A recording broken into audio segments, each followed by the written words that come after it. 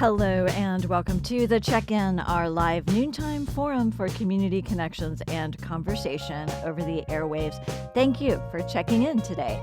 Obviously, the coronavirus crisis is impacting the way we live our daily lives. It might be also shifting the way we see our society and the world, but will it change the way we vote this year? With elections on the horizon June 2nd here in mid-Missouri, and with all that's going on in the world, this is a great time to observe how crises can reshape political systems and the way we think about politics.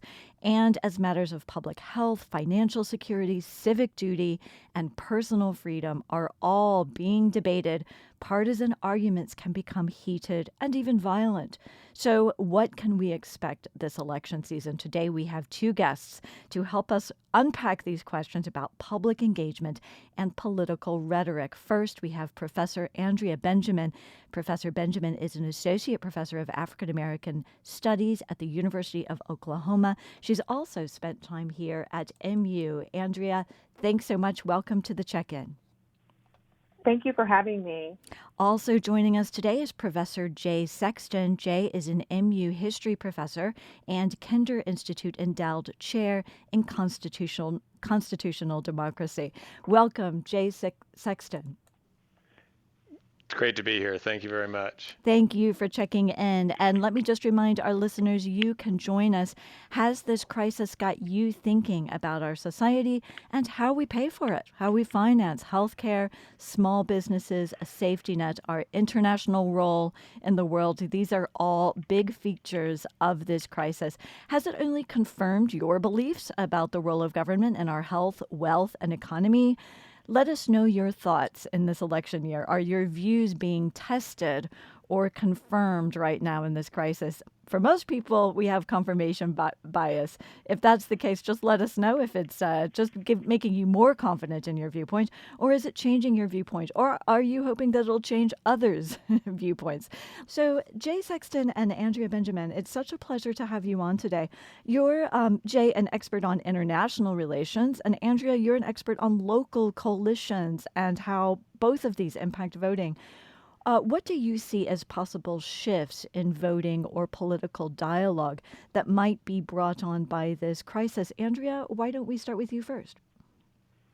Sure. I think there's a lot of things to consider. For me personally, just given my research, I have some real concerns about some of the lower ballot races that are supposed to be coming up, right? So you all have a primary in a couple of weeks.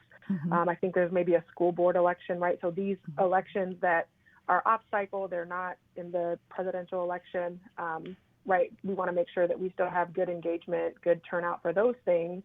And I think I read correctly that you all were going to be able to do that via mail, via the Postal Service. But as we think about November moving forward, right, if people are too scared to vote or we're not able to engage at the level that we might, it's not just that, the presidential election has low voter turnout. That means we're not picking our sheriffs, we're not picking our state legislators, right? And so I think that we need to think long term about what's a viable solution that allows us to still engage in the political process, even as we also don't want to die trying to vote. All right. And Andrea, you just mentioned, yes, the Missouri State Legislature has passed legislation just now, really, that expands voter absentee ballots, not as much as some would think and more than others would think. So that's for another question for you both, because these things seem to go on partisan lines. Jay, what do you think? What are you expecting or maybe seeing as possible shifts in political dialogue brought by this crisis? Well, I wouldn't say that the pandemic is changing the nature of our politics and the challenges we're facing so much as it's raising the stakes and perhaps accelerating processes to a conclusion. Okay. I mean, if you step back before the pandemic and you think, what are the big kind of macro trends in American political life, two things would jump out at me. First is that our era, the last couple of decades, has been an era of pendulum swings at the national level. Hmm. Shifting coalitions, shifting midterm elections, and presidential candidates. So it's not a story of continuity; it's a story of change. And then the other point I would say is that the big trend in American political life has been the decline of the United States as a world power on the international stage. And I think that that is also going to be continued, unfortunately, and indeed accelerated.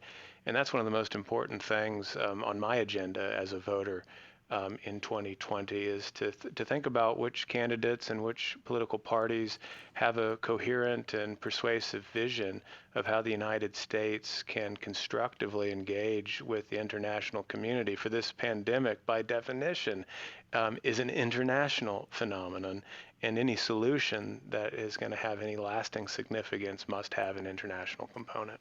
All right, already much there for me to follow up on with you. Jay Sexton, you just rewrote my intro. It perhaps should be asking the question, not how are we changing, but how is this accelerating and just kind of illuminating the divisions and the features of our politics that are already there. Let me just remind our listeners, we are on the check-in. We're checking in right now on KBIA, and we're talking with Professor Andrea Benjamin and Professor Jay Sexton about politics and crisis. We'd love to hear from you. Is this crisis changing or confirming the way you vote? As we're talking about, do you think that things are likely to change our opinions, or are we just reconfirming the divisions that we already have in our society right now that are just being illuminated by this crisis? In this election year, let us know, what are your hopes for how we emerge from this crisis in terms of our political debate and discourse and perhaps our place in the world? So we went into this crisis sort of a divided nation. It's much discussed, our partisan divides and the strong partisanship that dominates our political conversations. Let me unpack this just a little bit more with you. Do you think this pandemic is likely to impact this? Any chance at all that this would bring us together, Jay Sexton? Has this happened historically, and how does that compare to now? Well, there is grounds for hope. I mean, one can certainly hope that a shared calamity requires shared sacrifices. It requires coming together. One can think of past crises, how this sort of context has generated new lasting political coalitions. I mean, think about the New Deal, the Great Depression. It creates a new way of thinking about politics, but even more so, a new set of political coalitions that will survive the immediate crisis and transform the way that the United States, in that instance, organized its political economy. So there is grounds for hope. One hasn't seen that so much yet. I mean, perhaps maybe at the very beginning of the crisis, there was some evidence for it, but it seems like we've reverted back to politics as usual. I think a big test will be in this election campaign itself, which candidates are using this opportunity to find constructive ways of healing old wounds and bringing different voters together on behalf of a shared mission. And as voters, as citizens, we all have a say in this. We can reward that sort of behavior. If you're not happy with political discourse, if you're not happy with the options on your ballot, then you can vote for those who you are happy with, or you can write somebody in. So I think that civic engagement is going to be really, really important in the coming months. All right. And Andrea, you are an expert in a way on civic engagement. What motivates coalitions on the ground? What do you see happening in communities? Well, I think, even as I was listening to Jay talk, right, you sort of can think about the role that elites might play for us right now, particularly party elites, and sort of their messaging really, to the extent that we're tuned into that, we sort of follow those trends. But I also wonder if at the local level, maybe at the state level, right? I mean, the one thing that we know is that people are having a hard time, right? And so to Jay's point, thinking, we do have the power to sort of keep those in office that we think have done a good job, that have handled this crisis well. But we also have an opportunity, if we don't think that things have been done to our liking, then as Jay said, we have the opportunity to select other people. And again, going back to my earlier point, that's why I just think we need to do whatever we can to make sure that engagement remains at a stable, at a minimum, a stable level. I think a lot of my colleagues, Jay, maybe you feel the same way, are sort of engaged in like really sort of quick research projects right now, doing polling and trying to figure out, well, where do people stand on this, right? And just looking at a monkey cage, I'll shout out the grad students on this. Leah and Emily at UNC did a quick survey in April, and most people say that they support, right, upwards to 75%, even of Republicans and Democrats, maybe a little bit higher in Democrats, that they support orders to wear masks, orders to stay at home, orders to close businesses, and police monitoring for public spaces, right? So there we might see that. Again, this is a national survey, right? We might not see that in every state. We might not see that in the state I live in currently, right? But that people sort of support these things. But at the same time, right, when we break it down, we know that Black people, Latinx communities, people who live in urban areas, right, they're suffering with this virus at an extremely high rate, right? And so they might be more supportive of these restrictions, right? And so maybe at the local level, the next mayoral election, COVID might be something that mayors talk about, that candidates talk about when running, right? So I think, it's great to think about the country as a whole, but when we start breaking it down into local places, and, I know I'm on the radio in Columbia, but, Oklahoma, we've been in the news too many times in the last couple of weeks about sort of these negative altercations around what the government has the right to do or what businesses have the right to do in their establishment. So I'm not sure here that everyone is so supportive of wearing masks or, closing businesses. All right. Jay, anything to add to that?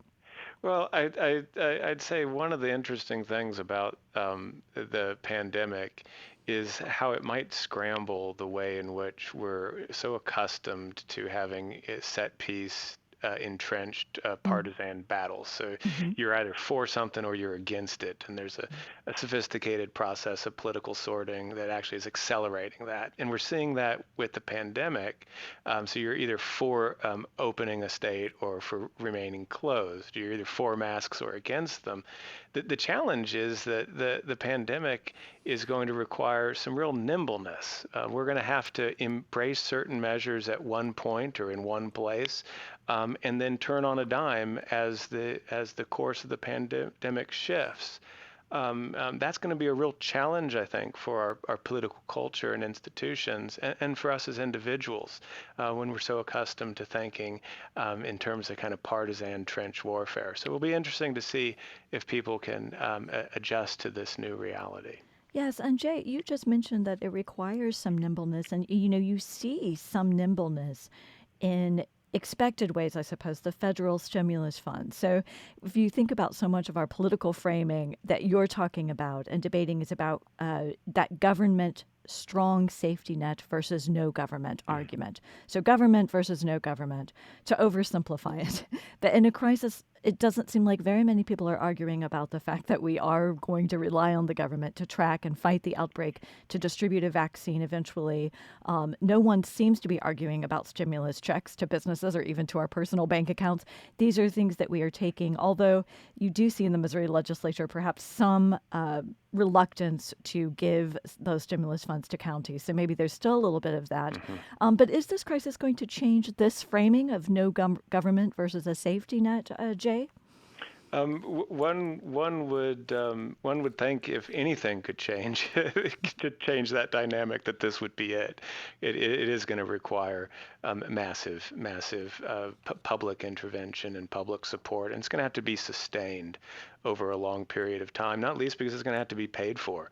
So the debt, which has been a kind of wild card issue in recent American politics, if one thinks going back to Ross Perot forward, the debt will reemerge as a big issue because of this. as will generational cleavages. One thing I've been surprised by in the United States is that there hasn't been as clear of a generational division. One sees it a little bit in the voting behavior, but there isn't a sort of rhetoric of the young versus the old. This pandemic might place acute strains, or it's going to place acute strains on the young, on the youth. Strains that will be with them for a long time. So we might see a new cleavage in that sense. But to answer your question, absolutely, the old era of tax cuts solving all problems and starving government, I would guess that those days are coming to an end. All right. This is the check-in on KBIA. It's an election year. We've had elections coming up June 2nd here in mid-Missouri and another little presidential election going on in November.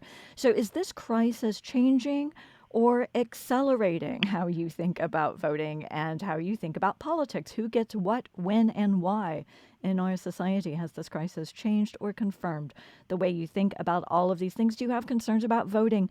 Let us know what's on your mind as we're in this election year. What are you observing about the politicization of some of these issues?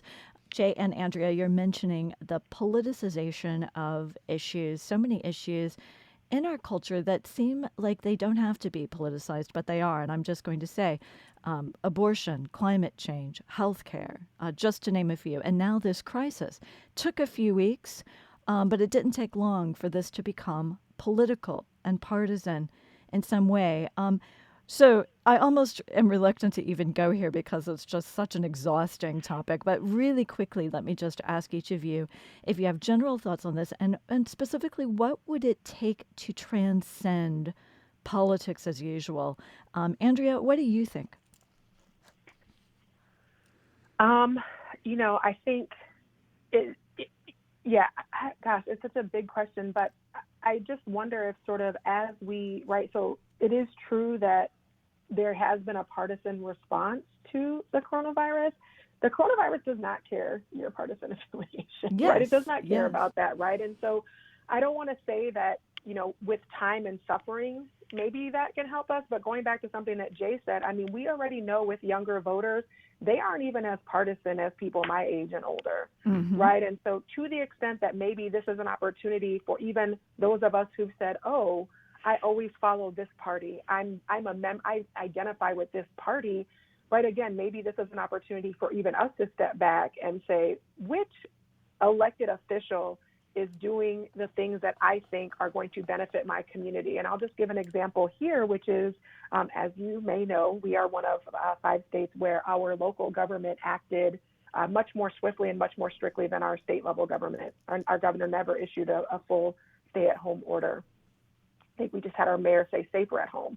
But the mayors in our state, even though for most places mayors are Democrats and they're much more liberal, Oklahoma City and Tulsa have Republican mayors who still issue safer at home orders, right?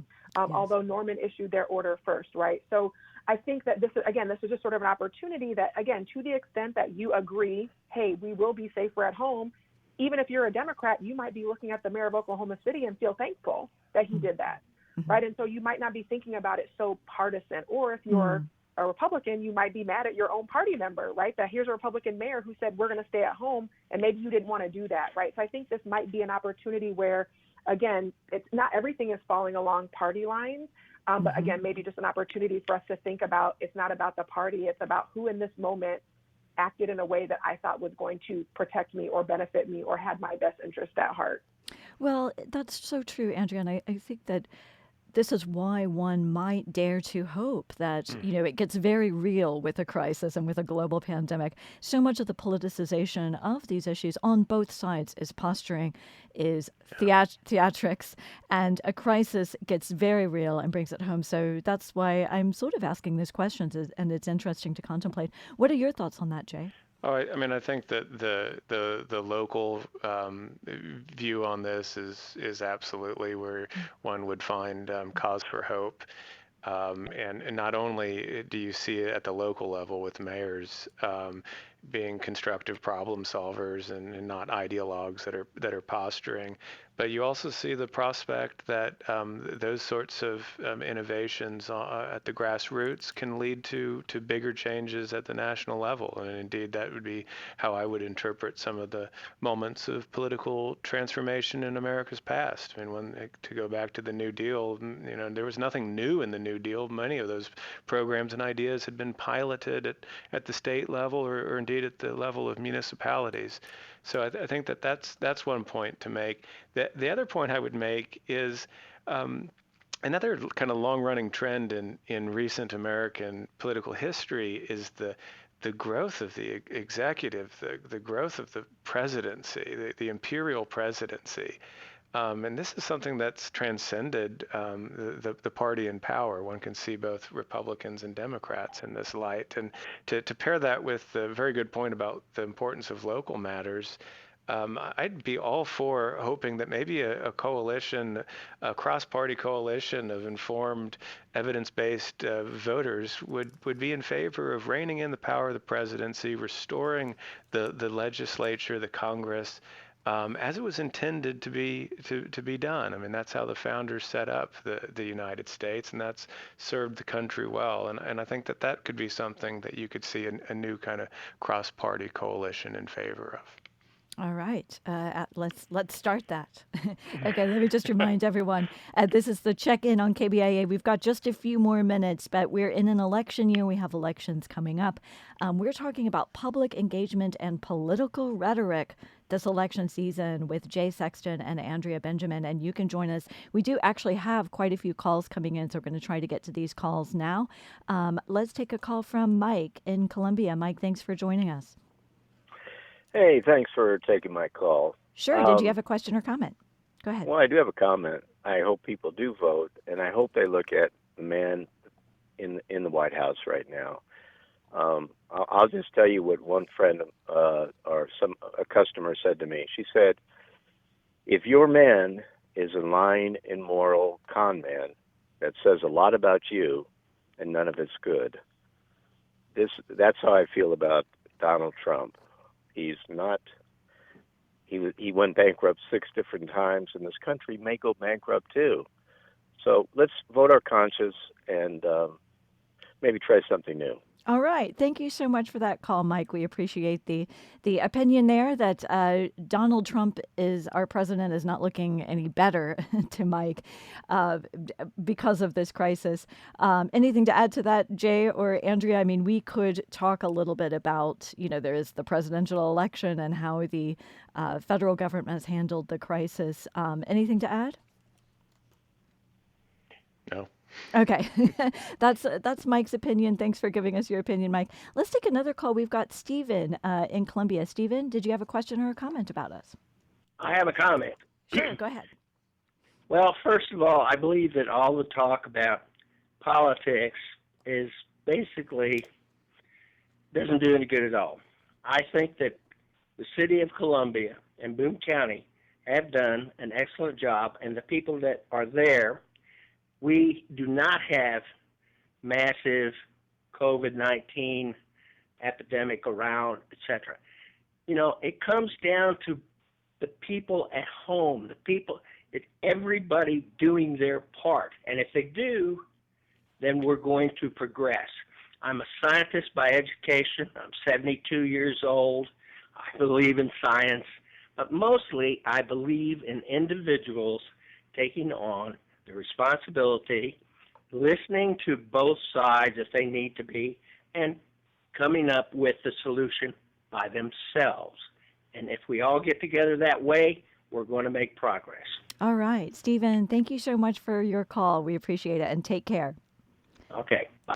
So that's Stephen calling for science and data and responsibility as we make these decisions. You two were mentioning before we went into the calls the importance of the local coalitions, and we're seeing mutual aid groups arising locally from this crisis, citizens helping each other in New York City. These are huge and are creating block by block networks.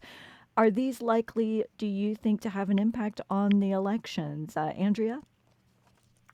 Yeah, I mean, I think that this is sort of, I was reading something this morning just thinking about the 2008 presidential campaign when Obama sort of emerged, sort of doing this sort of grassroots campaigning. And sort of one by one, people are like, yeah, I can do that. I can do that small thing. And I think that this is just another example, right? So I don't need to come up with everything by myself, but if we get together, we can, sort of form these mutual aid groups and sort of address local issues. But I think the other piece is that once you kind of get involved and see how even just your small action can really make a difference, I do think that that encourages you to remain active, right? And so if we're thinking long term about what this might do for civic engagement, I think it has the potential to really make a difference to increase that engagement, and also to realize that even as we're talking about the election coming up, there are so many ways that we can get involved, and voting is only one of them. And so I think that these sort of community-led initiatives and sort of coalitions are just another way for people to learn how to engage more effectively with their local government. And I would agree with Stephen's comment. Like, I have been monitoring both, cases where in all the places I've lived, and I would say that there are definitely days here where I've been like, if I lived in Columbia, I would be near less cases. So that's an example where the local community has done a really good job. And so again, as we were talking about earlier, as Jay mentioned, like, let this be an opportunity that when it comes to reelecting those local officials to say, hey, they did a good job. We didn't have an outlandish number of cases, right? We were able to contain this, and maybe it is due to local leadership, but also to Stephen's point that individuals felt sure that, hey, I can help out by just staying at home. I can take my individual responsibility as well. All right. Let's take another call. We have Brian joining us. Brian, thanks for calling. Did you have a question or a comment? Yeah, I had a comment in that I wanted to express a frustration that I have that is related to what you're talking about, and that is that I've sort of been a moderate for a long period of time, kind of proud of that. I kind of considered it to be a thinking person's position. Certain politicians that were Republicans, but I thought were carrying good elements for the economy or were helping protect Missouri as a state, I would support them, and certainly would support other issues that ended up on the other end of the aisle and Democratic. There's no room for that now. In fact, I don't even know how you exist as a moderate because you're forced to choose sides. And the reason I bring that up is because I honestly think that you could take that all the way to the COVID response, and how dysfunctional it's been is a direct result of this one way or the other. All right. Brian, thank you so much for your call, for moderation, and for joining us on the check-in. We appreciate it. Take care. All right. Jay Sexton and Andrea Benjamin, this has flown by. You just need to come back and join us again. We've got about 10 seconds from each of you. I would just love to get a final thought from you on what you think we should all keep in mind as we vote this year. Jay? In 10 seconds, you vote for not just what's been good in terms of the pandemic, but what you think long term is in the interest of the United States as it fits into a very volatile and dangerous world system. That's going to be really important moving forward. All right. Thanks, Jay. And we'd like to have you back to talk about that international aspect. That would be great. Andrea? I'm just going to stay on message, which is figure out who's running locally for your local elections, county commission, school board, state legislature, and if you can, volunteer for them. We can't do door knocking at this time, so maybe do phone banking, texting, reach out to your network to make sure that no matter what happens, we're knowledgeable and engaged as we make these local choices in the coming year. All right. Thanks, Andrea, so much for being on the check-in, and thank you, Jay Sexton, for being on the check-in. We so appreciate your time today. Thank you, and stay safe. Thank you. Take care and stay safe. So that's it for today's check-in. I want to say another thanks to Professors Andrea Benjamin and Jay Sexton for joining us today. Thank you also for checking in. Our producer, Christopher Husted, wants to remind you the last day to request an absentee ballot by mail for Boone County is tomorrow, May 20th by 5 p.m. So you can do that online. If you're listening and needing help, you can call 211. You can also go to comohelps.org to get or give help. We'll be back here tomorrow to check in. We're going to be talking about rural communities and the crisis. Same time, same place. Until then, I'm Janet Saidi. Stay well and stay in touch.